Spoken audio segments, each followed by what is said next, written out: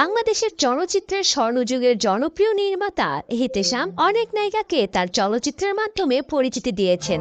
শাবানা, যার আসল নাম ছিল রত্না, যিনি শিশুশিল্পী হিসেবে নতুন সুর চলচ্চিত্রে অভিনয় শুরু করেন এবং চক্করি চলচ্চিত্রের মাধ্যমে নায়িকা হিসেবে আত্মপ্রকাশ করেন। শাবানা দীর্ঘ সময় ধরে বাংলাদেশের চলচ্চিত্রে শীর্ষস্থান ধরে রেখেছিলেন।